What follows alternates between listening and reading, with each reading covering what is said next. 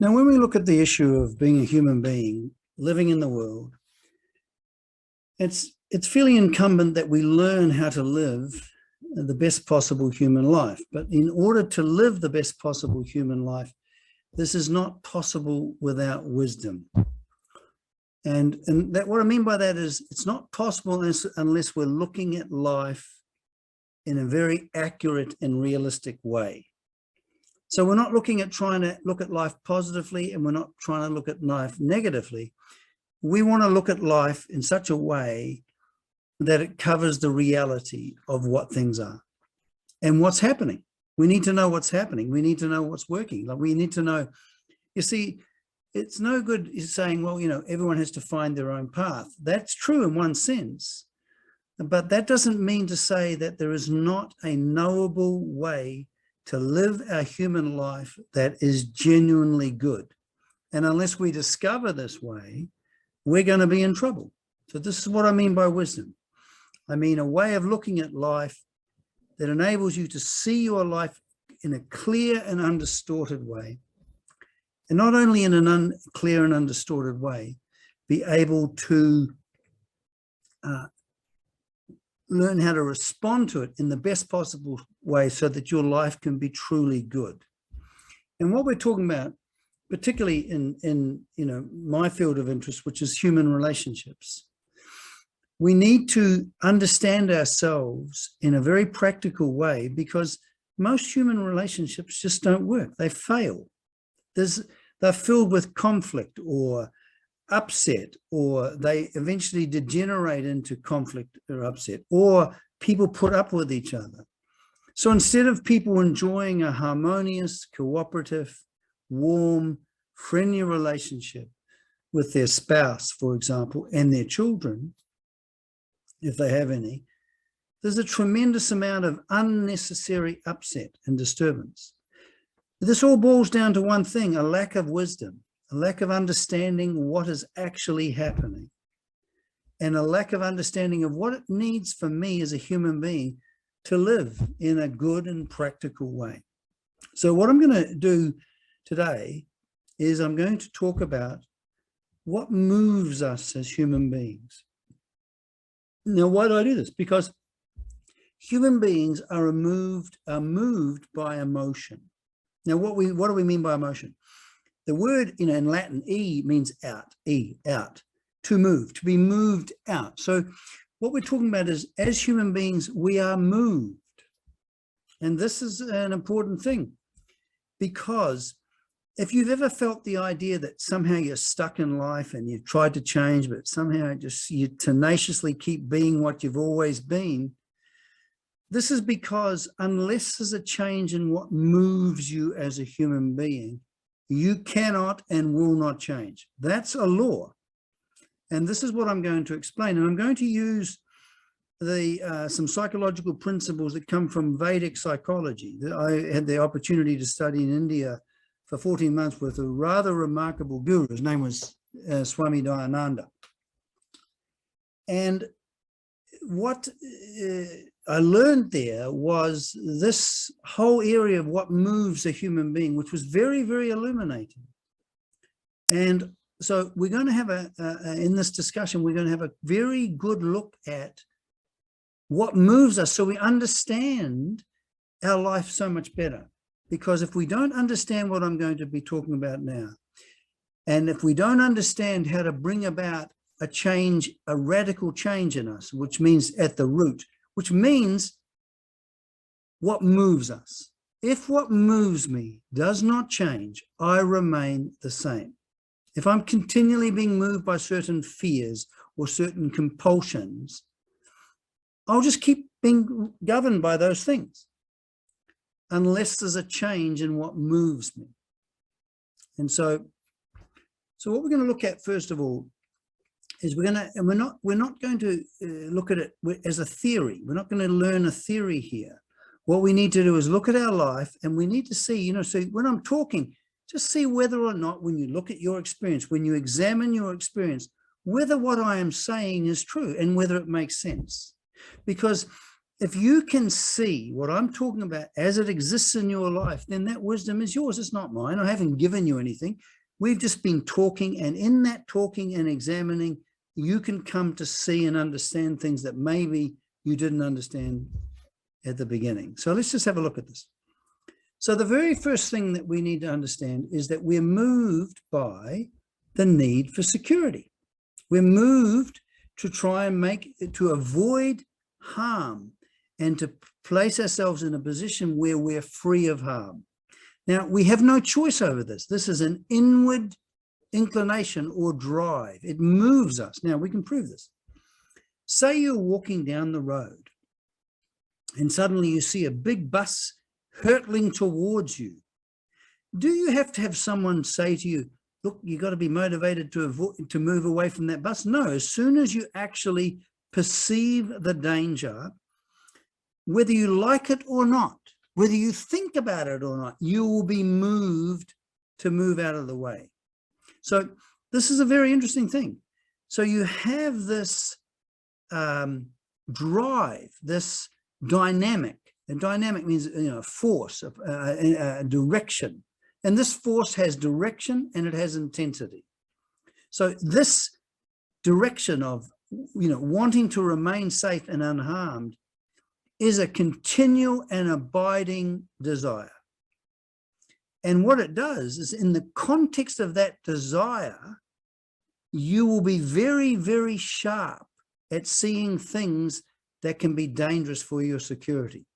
How useful is this? This is fantastic, because you see, this desire for security helps you see the environment in the right way, and it gives you the urge to act in the right way in relation to it. For example, like we go back to the bus, you see the danger and then you move out of the way.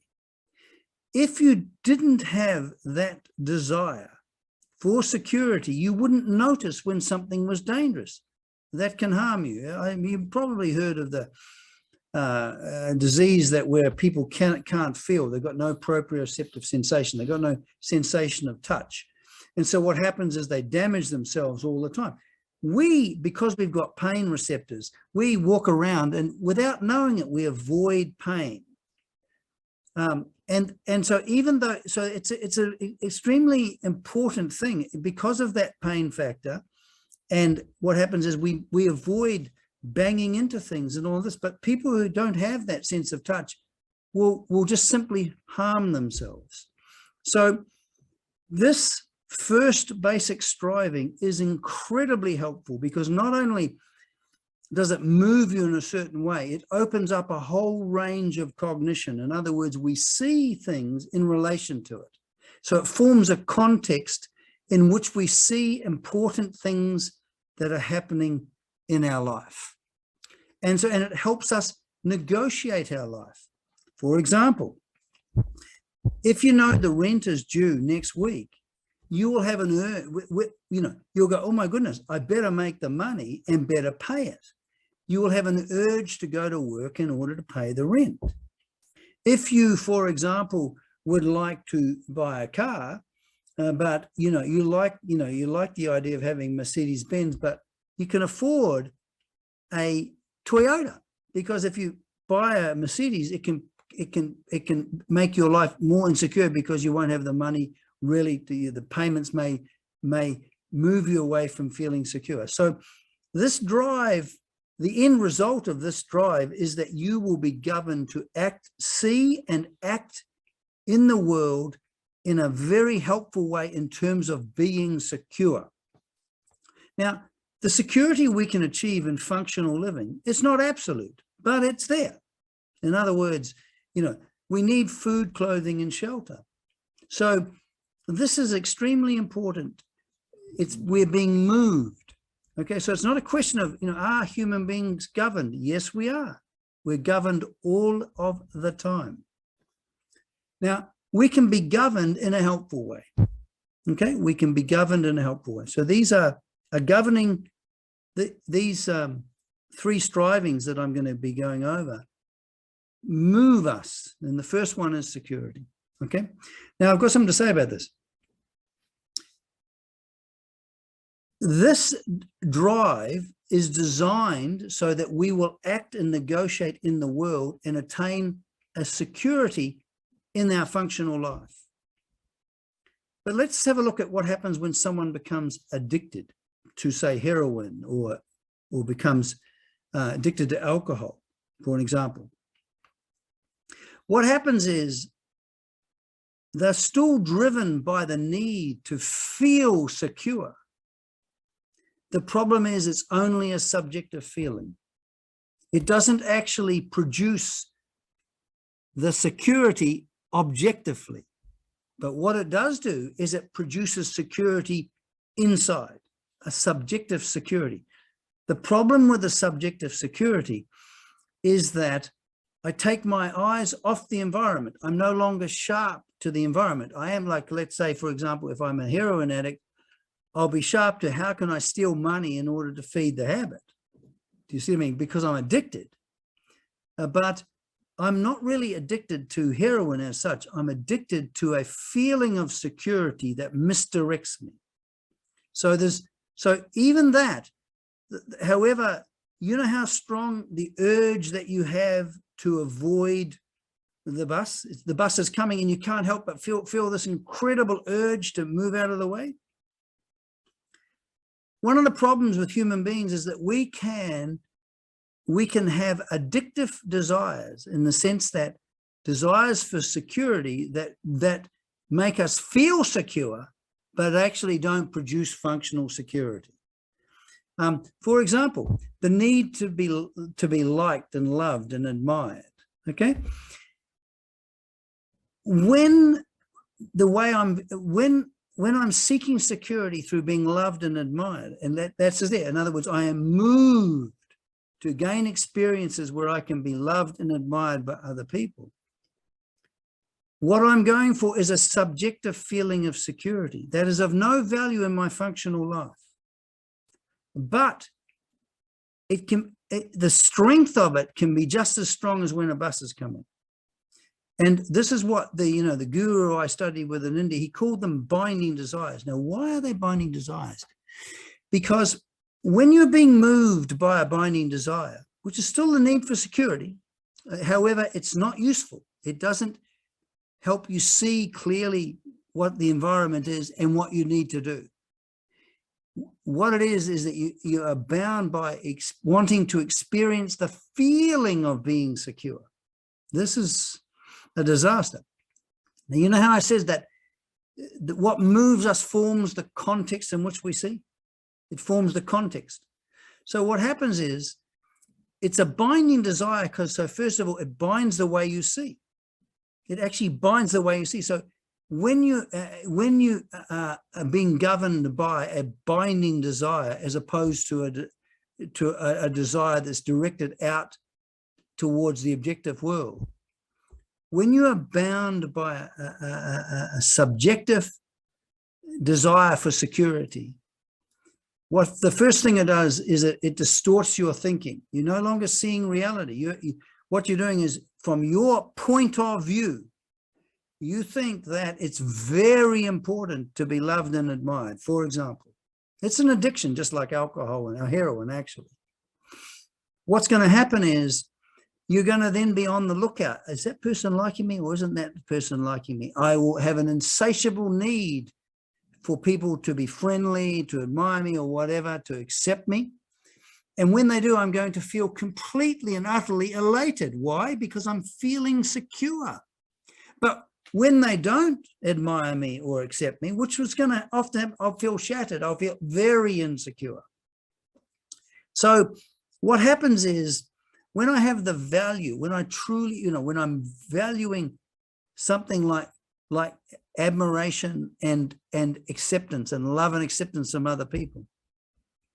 Love and acceptance from other people is a pleasant experience, that we're social, that, it's good to experience that. I'm not saying that. I'm saying when I have the compulsion, when my feelings of security and well-being depend upon what other people are doing and saying, I'm in big trouble. I'm suffering from a binding desire. So when I have a binding desire, it first of all binds my perception. It's going to distort and twist my perception. So if someone is liking me or liking me, I will then think, oh, what a wonderful person. That could be completely distorted.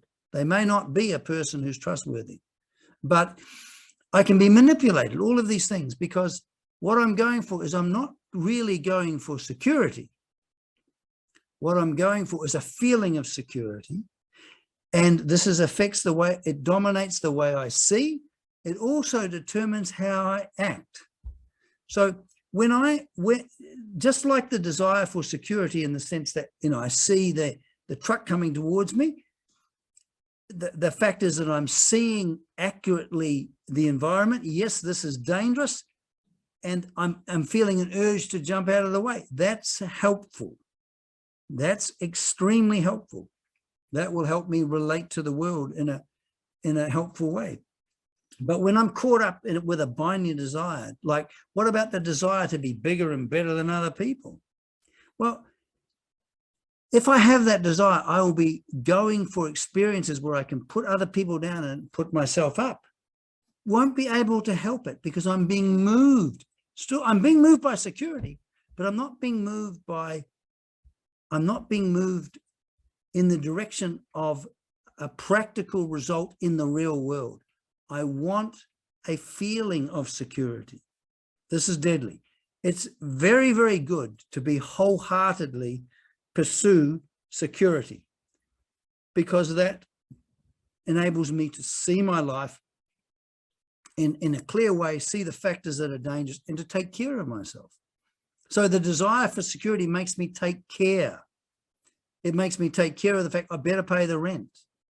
Oh, I better fix it up with my wife. She's upset with me because it's not going to be good if I don't. You see how that enables me to see what's happening and enables me to respond in the best possible way. So when I'm looking at life in the sense that I'm alive to what's happening in terms of this desire for security, and I'm responding in the best possible way to bring about a more secure life, that's incredibly important. However, when I'm caught up with a binding desire, my attention no longer goes onto the world, on seeing the world in the most accurate way and responding in the best possible way. My attention is now on myself and my feeling of feeling secure. A drug addict, for example, just has an innate craving to feel okay in themselves, to feel secure in themselves. The drug gives them a feeling of security. But what happens? They let their life as it should be lived. They just completely lose it. They no longer live in the world as it is. And what happens is they are now, even though they are getting the feeling of security, in terms of real security, they've basically stopped doing actions and seeing the world in a way that they can be really secure. So in other words, they're not living in the world as it is. They're living in their own subjective world. And they become incredibly neglectful of what's really needed. And what's really needed in a human life is we need to see life as it actually is, and we need to respond to this life moment by moment in the best possible way. That's what we need. This is what we need as human beings. This is for every situation. And this desire for security being moved so that we take care of our lives, so that we see that, okay, I better not have too much refined carbohydrates because otherwise it can damage my health. That perception of danger is extremely good because it will motivate me to take care of myself. When I'm a parent, I'll make sure that my children are as happy as possible, that they go to school, that they learn what they need to learn. All of these things. So the desire for security, out of that arises a feeling of I want to take care of my life and the people around me who are important to me. And it's great to be moved by that. This is true motivation. This is because everyone that you meet is highly motivated. You ever heard the saying, people say, oh, we need to be motivated. We need to try and motivate people. No, everyone's motivated. Even the person who doesn't want to go to work and stays in bed is highly motivated to stay in bed. He's moved to stay in bed.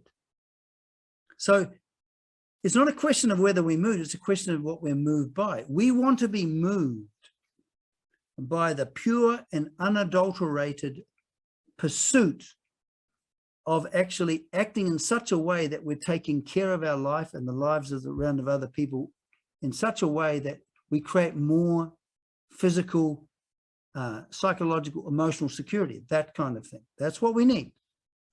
But when we're caught up in a binding desire, a desire to be perfect, for example, a desire to be perfect, when I'm not, I'm going to hate myself. We can have these binding desires that just completely distort our life, exactly the same way as a drug addict gets their life distorted. We can be pursuing security where it's not really that useful.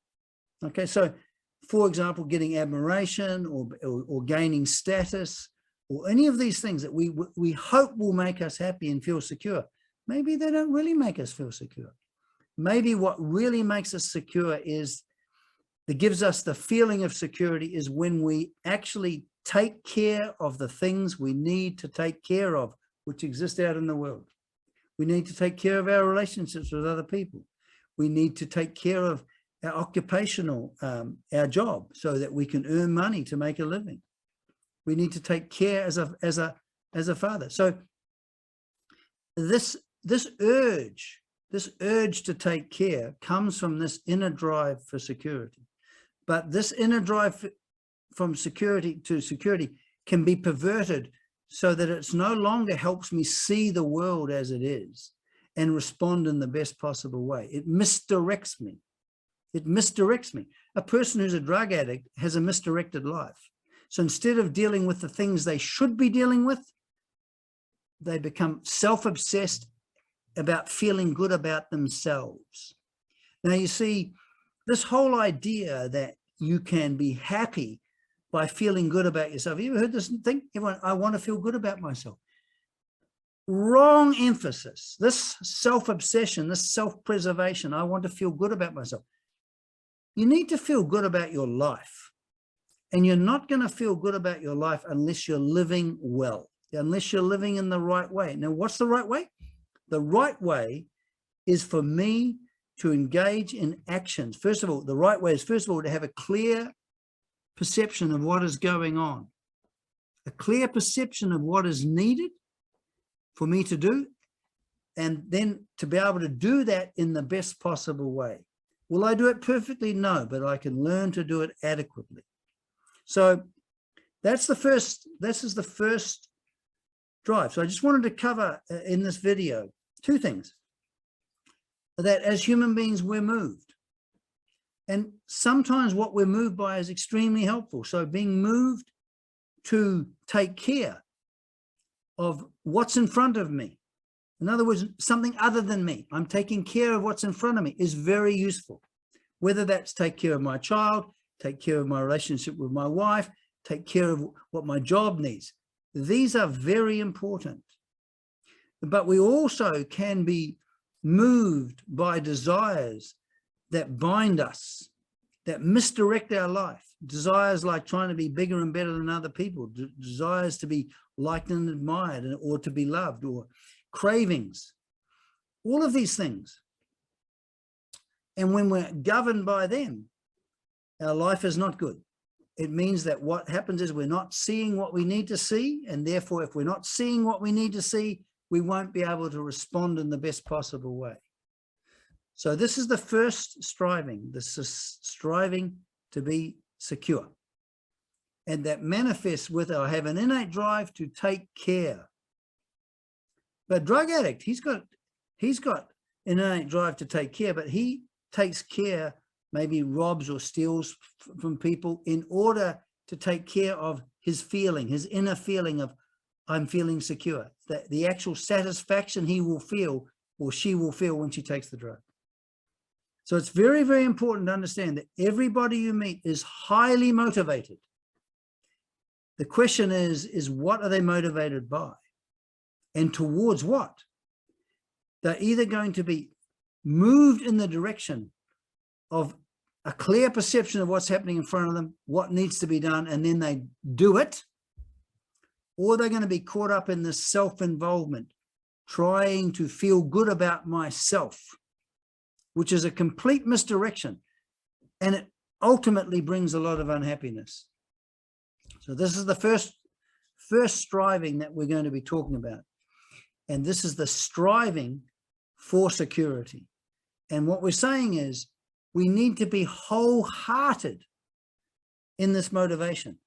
But if we're caught up in what my guru called binding desires, what happens is we won't do that. We won't give life what's needed.